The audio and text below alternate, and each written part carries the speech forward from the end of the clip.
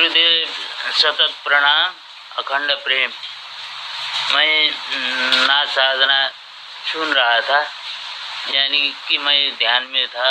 उस टाइम ऐसा हुआ कि शून्य, सारा शरीर शून्य हो गया और मैं ऐसा लगा कि कुछ पता नहीं।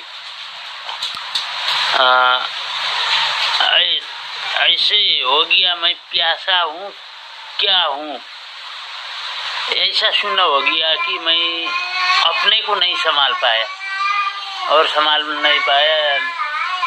झट से उठकर मैंने पानी पी लिया और बाहर टहलने निकल गया। ये क्या घट रहा है गुरुदेव, मुझे मार्गदर्शन करे। और मेरी समझ में नहीं आ रही है। धन्यवाद। प्रणाम आपको।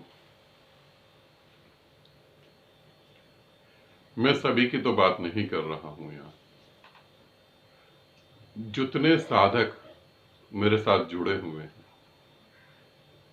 अगर वो ठीक ठीक इस बात को भी समझ लेते तो सभी के सभी मुक्त हो जाते।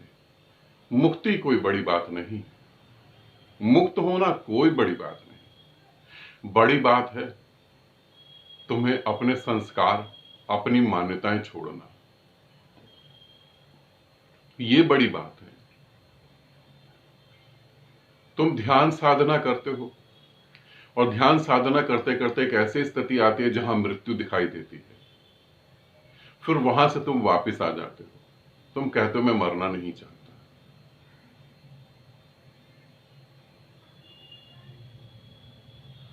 बड़ी अजीब बात है। फिर तुम ध्यान साधना करते हो। ध्यान साधना का अर्थ क्या है वो समझ लो। साधना का अर्थ है कि अब संसार व्यर्थ है, अब संसार व्यर्थ है और अब मुझे अपने भीतर बैठे या उस ब्रह्मांड को या जहां से मैं आया हूं उसे जानूं। मगर जब तुम्हारे साथ परमात्मा घटित होने लगता है तब तुम भाग जाते हो। कोई कहता है मेरी पत्नी का क्या होगा, मेरे बच्चों का क्या होगा। कोई कहता है मैं मर गया तो मेरी प्रॉपर्टी का क्या होगा। तुम सोचो कि तुम परमात्मा को त्याग देना चाहते हो सिर्फ इन बातों के कारण, और मृत्यु से बचने की तुम कोशिश करते हो। मृत्यु तो वैसे भी निश्चित है। जिस समय तुम्हें मृत्यु आएगी तब तुम्हें ख्याल आएगा तुम्हारी पत्नी का क्या होगा, तुम्हारे बच्चों का क्या होगा, मैं मर जाऊंगा तो क्या होगा। ये तुम्हें एक भ्रम है। तुम इन बातों के बहाने इस पृथ्वी पर बने रहना चाहते हो। तुम धोखा दे रहे हो अपने आप को।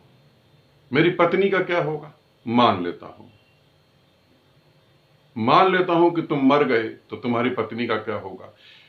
ठीक, इसे ध्यान से समझना और सुनना और देखो सच्चाई क्या है। तुम्हारी अगर पत्नी मर गई तो फिर तुम क्या चिता में जल जाओगे?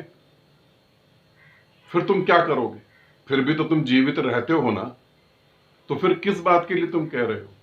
अब यहां पर जो साधक अनुभव बता रहे उनको परमात्मा घटने के लिए तैयार हो गया। सब कुछ घटित होने लगा, सांसें रुक गई, घबराहट होने लगी। वो उठ गए ध्यान साधना से। जब तुम ध्यान साधना से उठ गए, खेल खत्म हो गया। तुम्हें अभी जीवन के प्रति मोह है, कहीं मेरी सांस ना रुक जाए। तुम वापिस आ गए इस संसार में। रुको इस संसार में। एक तरफ तुम चिल्ला चिल्ला के कह रहे हो कि दुख से मुझे पार कर दो, मेरे को इस संसार से निकालो, जन्म मरण से निकाल दो। मरने को तो तुम तैयार ही नहीं हो, निकाल कहां से दें? जो घटित हो रहा है बस उसी क्षण परमात्मा भी घटित हो रहा है। समझो, इसे समझो अच्छे से। एक किसान कुछ बीज लेता है अपने हाथ में और वो बीज मिट्टी में फेंक देता है। अब बीज कहे हम मिट्टी में जाएंगे तो हम गल जाएंगे, मर जाएंगे, सड़ जाएंगे। हमें मिट्टी में मत फेंको, मगर हमें वो देखना है कि हमारे अंदर से कौन सा वृक्ष निकलेगा, कौन सा पेड़ निकलेगा, उस पे कैसे रंग के फूल खिलेंगे, उस पे कैसे फल उगेंगे। बीज की ये इच्छा है कि मेरे भीतर से जो निकलेगा मैं उसे देखूं। मगर क्या बीज का खोल टूटना जरूरी नहीं है? क्या बीज के ऊपर की चमड़ी जलना जरूरी नहीं है, गलना जरूरी नहीं है? तुम कैसी स्थिति में हो? तुम चाहते हो परमात्मा, मगर संसार त्याग नहीं सकते, तो परमात्मा भी तुम्हें नहीं मिल सकता। समझ लेना, मैं बाहरी संसार की बात नहीं कर रहा हूं, भीतर का संसार नहीं त्याग सकते। जो व्यक्ति अपनी स्वयं की मृत्यु को स्वीकार करने की हिम्मत नहीं रखता है, उसे परमात्मा कभी नहीं मिल सकता। रविंद्रनाथ टैगोर की एक कविता है, उन्होंने कहा मैं परमात्मा को ढूंढ रहा था, हर घर हर दरवाजे पे जाके पुकारता था कि तू है तो मुझे बता, मैं तेरे लिए तड़प रहा हूं। और कहते कहते हर बार बदलते बदलते एक दरवाजा उन्होंने जैसी खटखटाने लगे, वैसे अंदर से आवाज आई कि आजा, मैं भीतर ही तेरा इंतजार कर रहा हूं, मैं ही वो ब्रह्मांड हूं। फिर रविंद्रनाथ के मन में एक ख्याल आया, कविता में ऐसा बताया, उन्होंने कहा ख्याल पैदा हुआ कि अगर सच में वो परमात्मा है और उसके साथ में एक हो गया, तो मेरे अस्तित्व का क्या होगा, मेरे संसार का क्या होगा। फिर वो चुपचाप बिल्कुल दबे पांव की आवाज भी ना आए, कहीं पकड़ ही ना ले मेरे को, चुपचाप वापिस भाग गए। दूसरे दिन सुबह फिर परमात्मा को ढूंढने लगे। ये मैं सभी साधकों को कह रहा हूं, यदि तुम मृत्यु को स्वीकार नहीं कर सकते तो ध्यान साधना तुम समय बर्बाद कर रहे हो। उससे अच्छा तो तुम संसार को जी लो।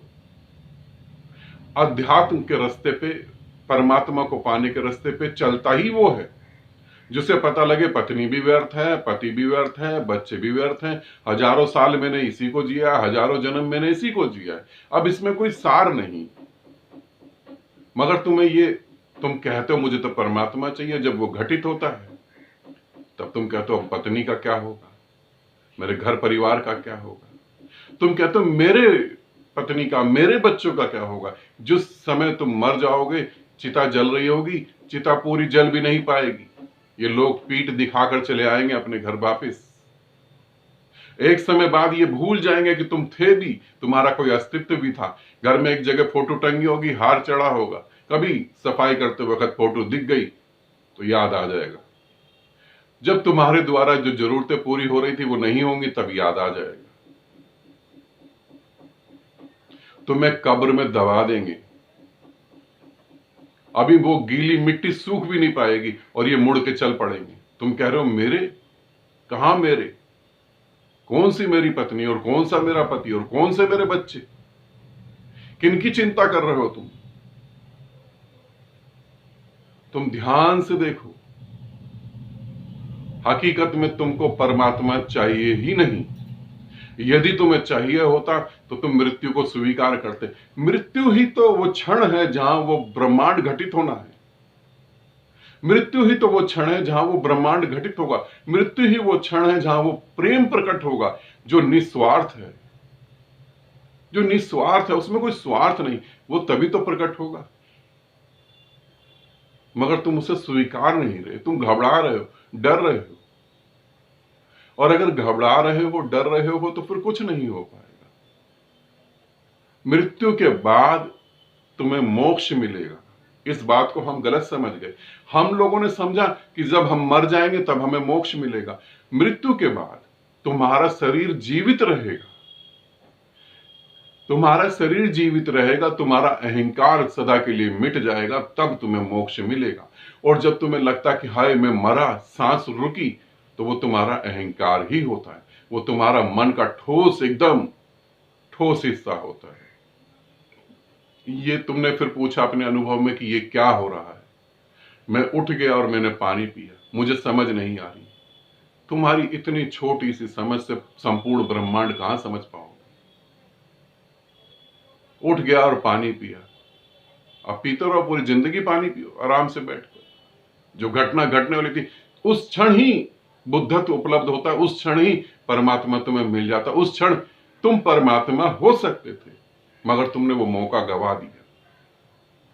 और जो शरीर को संभालने की कोशिश कर रहे हो, जिन सांसों को संभालने की कोशिश कर रहे हो, कितने साल की गारंटी है तुम्हारे पास, अगले क्षण ही पता नहीं क्या हो जाए। मौत तो घटेगी ही घटेगी, तुम इसे समझो, मौत तो घटेगी निश्चित। और तुम्हारी ना तो चिता में कोई जलेगा, ना तुम्हारी कब्र में तुम्हारे साथ कोई सोएगा। ये समझ लो, जिसे तुम मैं कह रहे हो, मेरा मेरा मेरा, वो सिर्फ भ्रम है। और ये तुम धोखा दे रहे हो अपने आप को कि मेरे मरने के बाद मेरे परिवार का क्या होगा। तुम्हारे परिवार का सदस्य मर जाता तो फिर तुम उसके साथ जाके मरो, फिर बैठे क्यों रहते हो तुम। अपने को धोखा मत दो। ध्यान साधना करनी है, मौत को स्वीकार करने की हिम्मत हो तो ध्यान साधना में उतरो। अगर मौत को स्वीकार करने की हिम्मत नहीं है और दूसरी तरफ सारी ऊर्जा लगी है, मेरी पत्नी, मेरे बच्चे, मेरा पति, तो उसे भोगो ना, फिर उसे भोगो। कहां तुम आ रहे हो। फिर धर्म के रास्ते पे चलो, पूजा पाठ करो, मूर्तियों के आगे धूप बत्ती अगरबत्ती जलाओ, फूल माला चढ़ाओ, प्रसाद चढ़ाओ, मन्नतें मांगो, इधर उधर जाओ, फिर ये काम करो तुम। फिर ये है अध्यात्म, तुम्हारे लिए नहीं है। अध्यात्म उस व्यक्ति के लिए बिल्कुल भी नहीं है जिसे संसार में अभी मोह है। जिसे संसार में मोह है उसके लिए अध्यात्म नहीं है। जो संसार के मोह को समझ गया और अब यात्रा करने के लिए तैयार हो गया और खड़ा हो गया, और जिसने ये कहा संसार का मोह अर्थात पति पत्नी नहीं, उससे भी आगे की बात कह रहा हूं, संसार का मोह का अर्थ है अपने शरीर के प्रति भी मोह नहीं है। ऐसे तो हजारों लाखों करोड़ों शरीर तुम धारण कर चुके हो, ऐसे लाखों करोड़ों शरीर धारण कर चुके हो, अब शरीर के प्रति भी मोह नहीं है। जाता है तो चला जाए, मगर ये जाने के कीमत पे अगर परमात्मा मिल जाए और मैं जान जाऊं कि परमात्मा में हूं, तो इससे बड़ी क्या बात है। तो मैं तुम्हें बता रहा हूं, तुम इसे समझो, अपने भीतर देखो, सच में परमात्मा चाहिए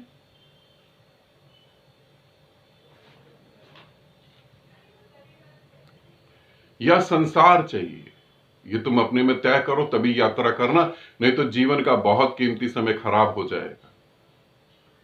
आनंदित रहो, सदा खुश रहो। बहुत बहुत प्रेम आप सभी को।